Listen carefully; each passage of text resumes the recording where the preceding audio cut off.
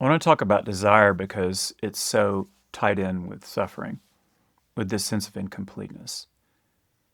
Again, I want you to think of suffering as unsatisfactoriness, or is this all there is?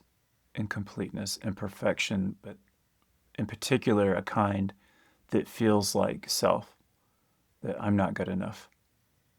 And the projection is that the world's not good enough, nothing's good enough, nothing's perfect. But in an existential sense, where we're clinging to those imperfect experiences as if that was who we were when that's not who we are.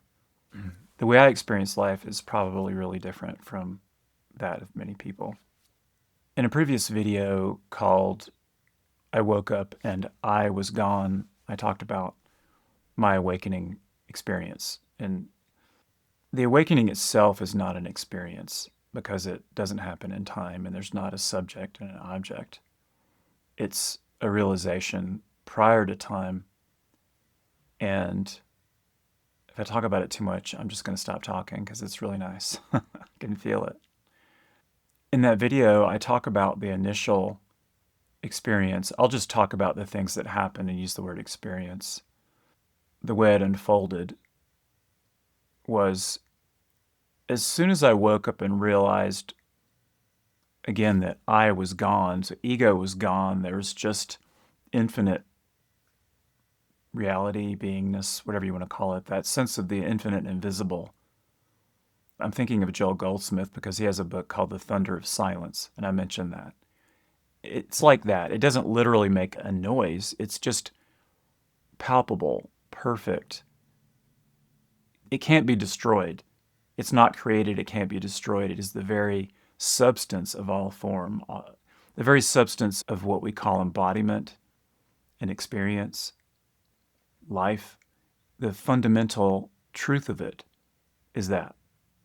One of the things I noticed, and I talked about it in the video, is as soon as I woke up out of sleep, so there was that. And then I want to say I'm looking around. The room is dark. It's in the middle of the night. So maybe not pitch black, but like inky black. I can't really see much of anything. And it's really still because it's probably about 3 a.m. Very quiet. I'm looking around, and yet there's no separate I that's doing that. It's this, I could say awareness, and that's a proper gateway to what I'm talking about. So we become aware. So to say I'm awareness is a very potent way of looking at it. And yet who we are is just unnameable, ungraspable. We can really only describe it in negative terms, like when we say infinite. That just means not finite. It means that it doesn't have an end. And we can't conceptualize that because every thought has some kind of boundary to it, some kind of end to it. It tells it what it is.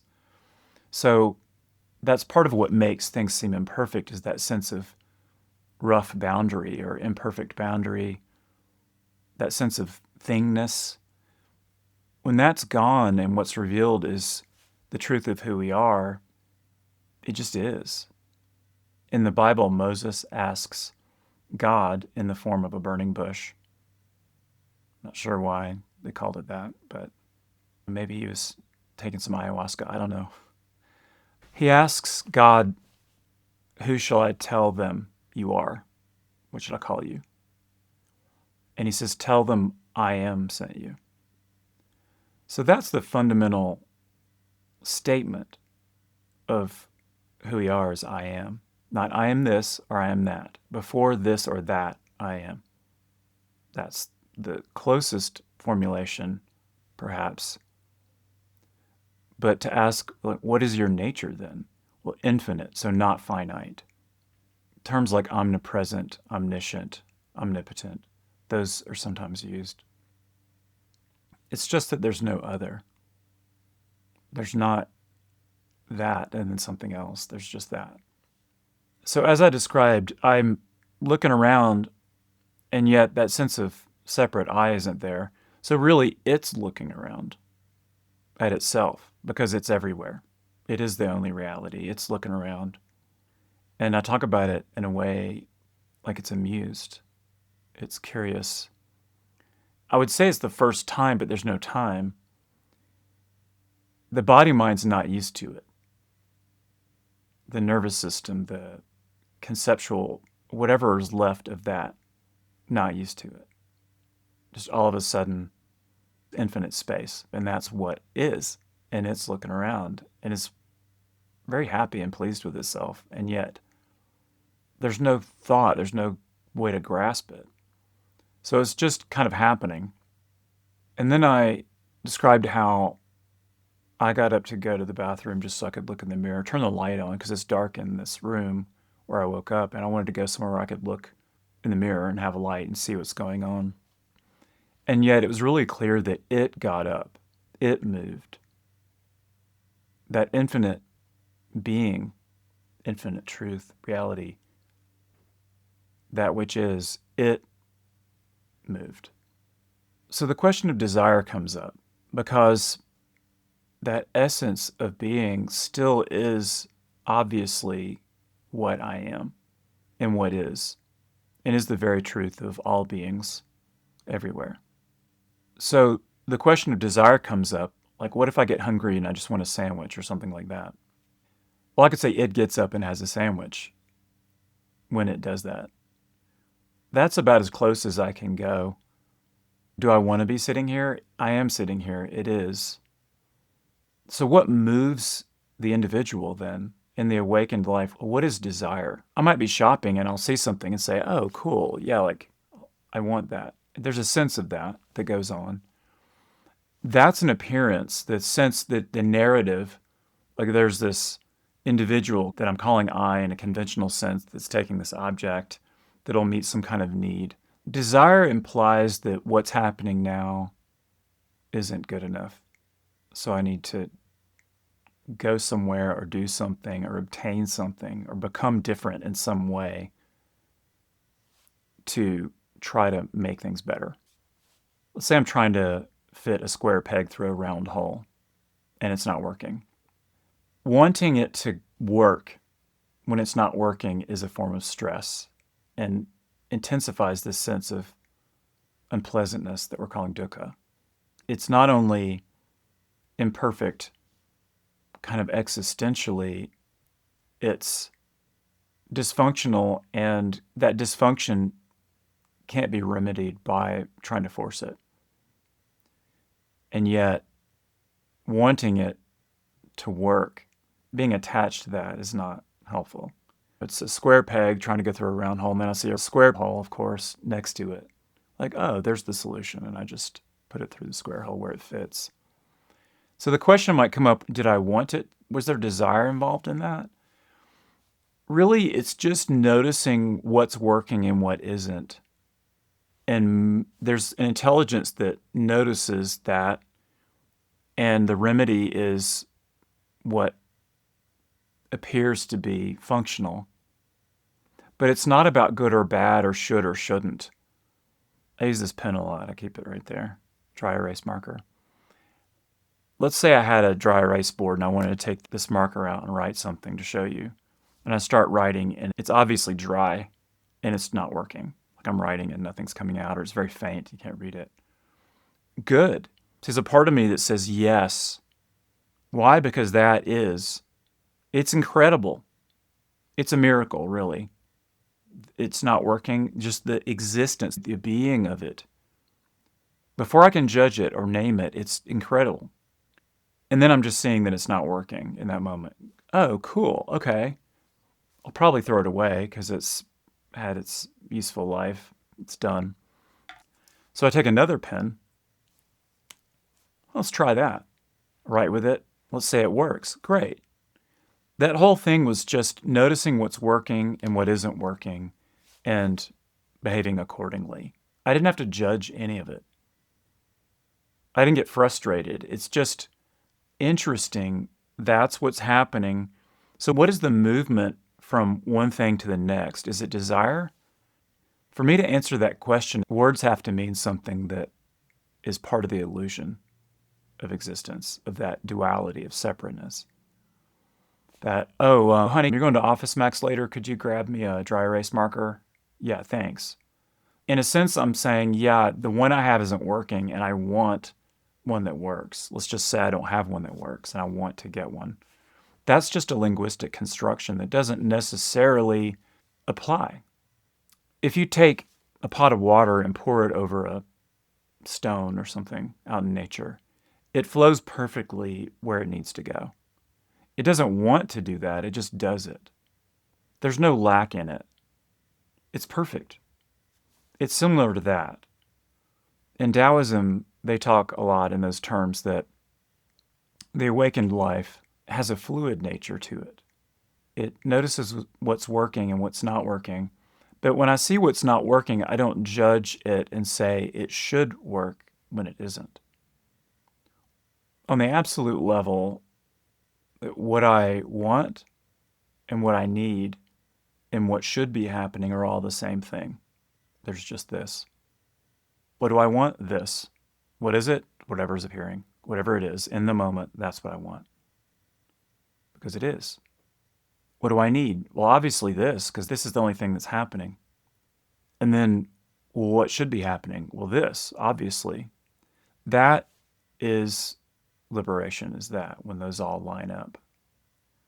That what I want, what I need, and what should be happening are just this. That's freedom. That's at least a description of an orientation toward life that is conducive to liberation. It takes the complaining away and starts to introduce this element of curiosity or beauty or intelligence, because I'm at one with it, and I am it. So I notice the habit of the mind to judge it and create separation. Well, that's interesting. See, that becomes part of what's happening. The mind should do that. Oh, and it starts to relax, so we can play around with that. On the level of embodiment, just practically, I spoke in a previous video about how in Tibetan Buddhism they have this doctrine of the two truths, absolute and relative. So I just described the absolute dimension. What is. That's it. That's the realization. The relative is, hey, what do they have at Costco? I think we need some steaks or whatever. Everything on that level really is about meeting needs. And I kind of had to learn this because after I woke up, this absolute dimension was so obvious and I would say still, as in stillness. It's brilliant. There's no need, no desire, no need, just happy. It's not really conducive to embodiment because you do need food to live, for example. So it's like, do I need food or does the body need food? Am I the body? What is this? There's always this sense of what is this that's really interesting. And it's always the same thing. It's always pure emptiness. That letting go into no mind and freedom. So, yeah, the body wants hummus or something. See, that's a construct. If our absolute need is just that this is it, the relative need is endless. I read a book that I highly recommend called Nonviolent Communication by Marshall Rosenberg. And I kind of had to learn this or relearn it, but relative needs connect us to life. The absolute need is not a need because it already is. That doesn't necessarily connect us to life in the sense of embodiment. There may be a greater capital L life that it is, regardless of whether there's a body or not, that's born and then lives a while and then dies. Prior to that, in a sense greater than that, there's a greater capital L life that we are. We could call it consciousness, different things. What I'm talking about is conventional life. Really, we're talking about embodiment. So the appearance of a body, mind, and its needs. So in this book, Nonviolent Communication, they call it NVC for short, I might need sunshine, or I might need education or something like that. Or I might just need to have fun, or I need to go on vacation.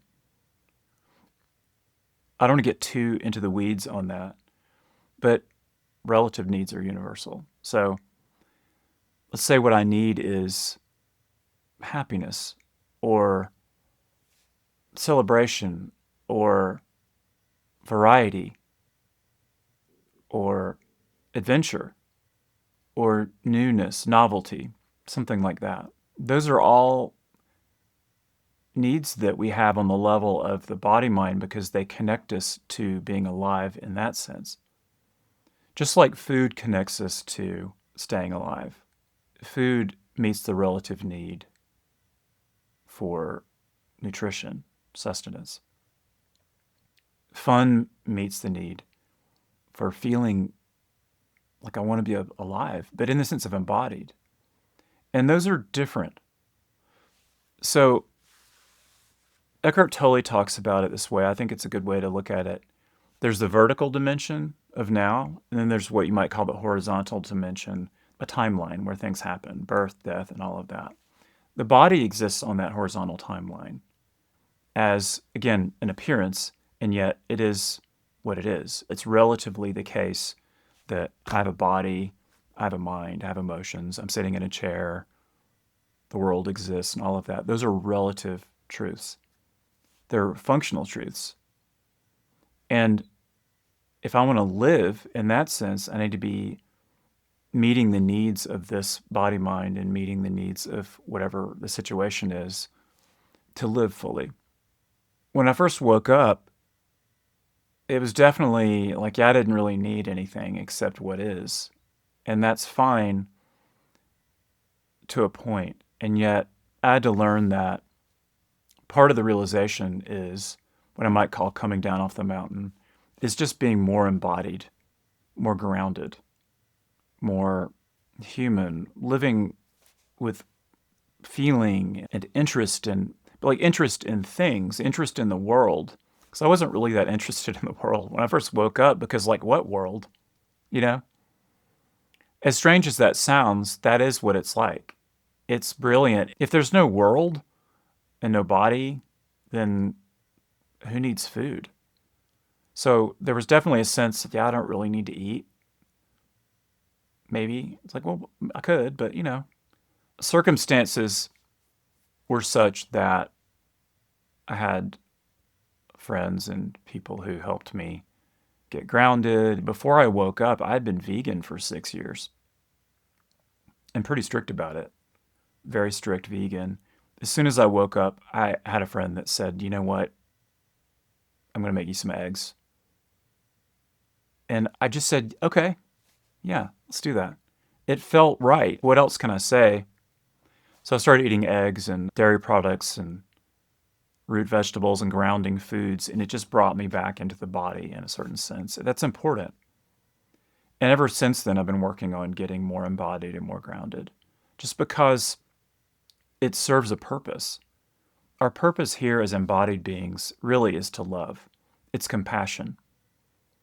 It's like the story of the young man who is described in the book Into the Wild. They made a movie out of it too. And the last thing he wrote in his journal before he died of starvation, sad to say, was love only real when shared. That was his last journal entry. It's like he had that realization, perhaps a bit late, but at least he had it. Love only real when shared. So we learn that what's real about embodied life is love and compassion. It's witnessing not only our own being, but the being of others and helping relieve suffering. So when I woke up, it was clear that whatever was happening was it, the truth itself. I'm looking around, it's looking around. There's no self. Now, I would say I've learned to look at relative needs as fun in a way. Going deeper into exercise, for example, going deeper into the body in that sense of what is strength, what is health, what is fitness, things like that, that aren't absolute concerns, because the absolute just is, and I am that, and bodies rise and fall, empires rise and fall, universes are created and destroyed, all of that, whatever, on that horizontal dimension, that timeline. The vertical dimension of now always is. That's what reality is, regardless of the appearance on that horizontal sense. But to live fully, I'm thinking of Walt Whitman in his poem where he says, I sing the body electric. That sense of singing, the body being this vibrational emanation of joy and happiness on its own level. And of course, there's going to be sadness too. There's health, there's sickness. On that level of embodiment, there's always a polar opposite. There's comfort, there's discomfort. There's success, there's failure. There's life, and there's death. There's no escaping that. So that vertical and horizontal dimension are going on at the same time, in a way. So to answer this question about desire, if I'm in that vertical sense, there's no desire. The sense of a self and a person that's wanting something, it's nothing. It's hard to describe it because the language breaks down, subject, object, it just is. But just being a dude, being a human, being a person, a man or a woman, embracing that sense of embodiment for the purpose of compassion, of love, of joy, of embodied life, we have a lot of relative needs, and they're all important. So I don't want to get into it too much, but the book Nonviolent Communication talks about that and lists a pretty exhaustive list of relative needs that we have. It's an adventure where we meet the needs of the body-mind, basically, and love other beings. And I've had to learn to cultivate that because when I first woke up, all of that was pretty much gone. I had enough to keep me alive, but I had friends that supported me in a certain way, and eventually I realized that that was kind of a burden on them to do that, and that I needed to learn to do it for myself more, to be more grounded, more embodied. So do I want this, that, or the other? It depends on who you're asking and what the purpose of it is. Like we're at a restaurant, we're looking at the menu. Oh, what would you like? Just get something. It doesn't have to be this existential crisis of like, oh, I'm a dualistic mortal wanting this thing and looking at it in that way.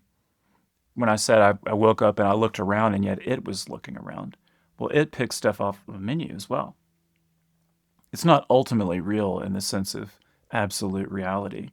It's relatively real. It's relatively true. Jesus is very clear about it. He said, render unto Caesar the things that are Caesar's, and render unto God the things that are God's. Caesar's just the world, the worldly power. Yeah, get a sandwich, whatever. Have fun. Go on a trip. Have a vacation. Where do you want to go? What do you want to do? That truth or reality of rendering unto God what is God's, that vertical dimension is always the fundamental truth or realization of what it is. So there's no conflict in it.